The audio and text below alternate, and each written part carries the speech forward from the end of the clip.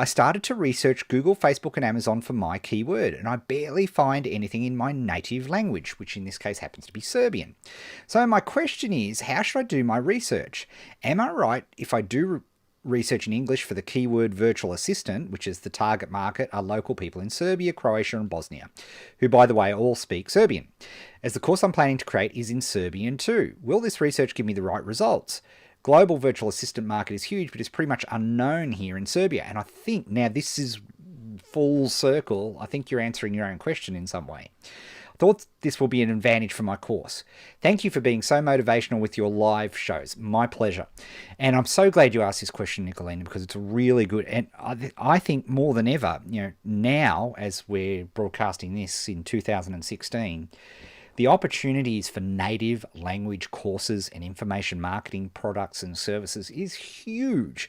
In the old days, there weren't enough people online in, say, for example, in Croatia and Bosnia, for example, that to make some of these niche products, people weren't buying, they weren't spending. Now it's completely different because thanks to this baby, the iPhone, the mobile phone, now everybody's online. So all of those things are a big part of it. Now, in your particular case, so here's the deal.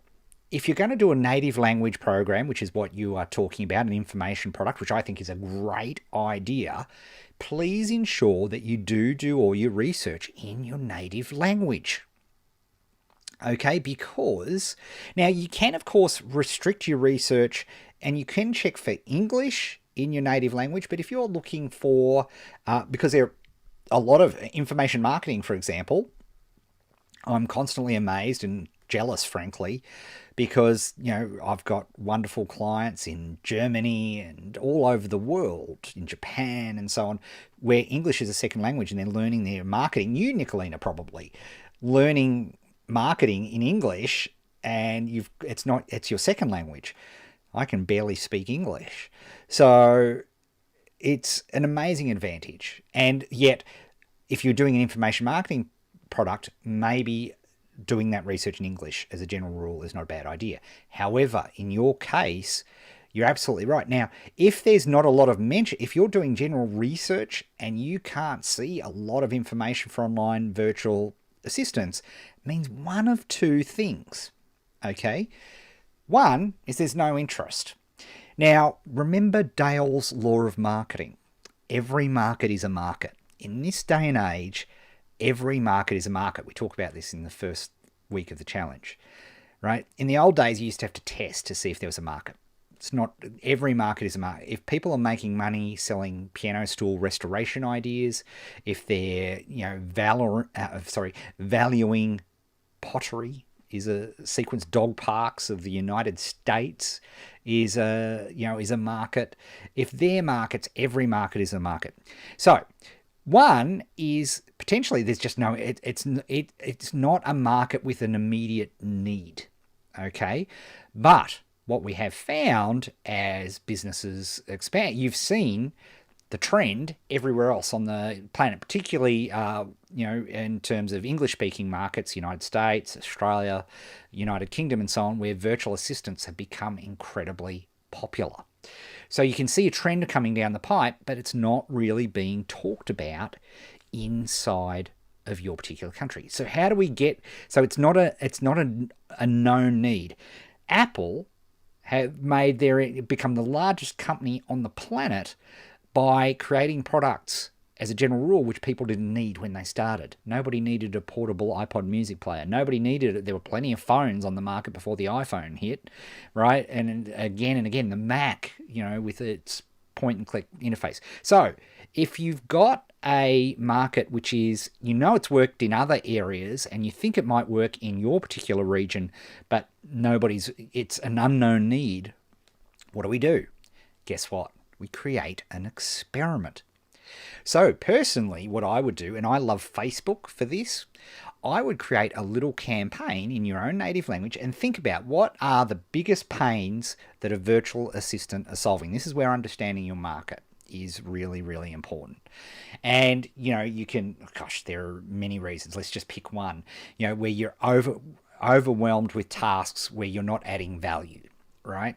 So what I would do is I would run a little Facebook ad in Serbia, restricted to those regions, Bosnia, where are we? Oh, it's gone off the page. Where are we? Where's your question? Here it is, Nicolina. Yeah, so we've got Croatia, Bosnia, Serbia, right? I would restrict my Facebook campaign to those markets, obviously using Serbian as a language, and I would come up with a topic which is, hey, are you buried with work that's frustrating you and not adding any value? Have you thought of using a virtual assistant? Click here. And then just create an opt-in page, which is a page where you can say, hey, you interested in learning how a virtual assistant can help you for pennies in the dollar or whatever the equivalent currency, or euros. Is it euros in Serbia? Anyway, you know what I mean. Whatever currency it is, for, cents in the euro dollar, whatever it happens to be. That is how I would test. So for a very small amount of euros, you can just see whether, you don't have to have a product, you don't have to put any effort or energy in it. You just see if you can make that market, as the great Dean Jackson would say, you make it from a invisible market to a visible market. So you can get an idea of how many people click through to the page, right? How many people look at the ad? How many impressions does the ad get? You can start to think, and then you think about the types of groups that would be far more switched on to virtual assistants. So think about the industries that are more likely to be hip to. So for example, how many, 4-hour work week, classic example, Tim Ferriss. So maybe you could do a campaign, because Tim Ferriss, well-known influencer, and probably, brought to the attention of a lot of the world the concept of virtual assistants with the 4-hour work week. Maybe do a Facebook campaign targeted to people who like Tim Ferriss in Serbia, Bosnia, and Croatia, and do it that way. So think of creative tests that you could do. You could run a Google campaign, just restrict it to that local area, just to see if people are going to click, just to see if there's interest. So for the equivalent, in US dollars of a $20 US campaign, you can get a lot of answers, and you can start to figure out, and you're testing in the field, right? So, a lot of people will say, well, do some keyword research, do some stuff, and you've done that, right? And you can't see much in the way of keyword research. So you know what the pains are. You know what drives people towards virtual assistants. You can see that trend coming. So why not utilize that? I would look at the people who are well known, the Chris Druckers of the world, and look at some of their hooks and study some of their marketing and use those same hooks. I mean, they've tested them, for goodness sake. Apply them in your language. Don't copy their stuff verbatim, but use the hooks, use the ideas behind it, and do that. And I think that would be a brilliant way to test that market. So you're testing in the field, you're conducting an experiment, and I think that is a great thing to do.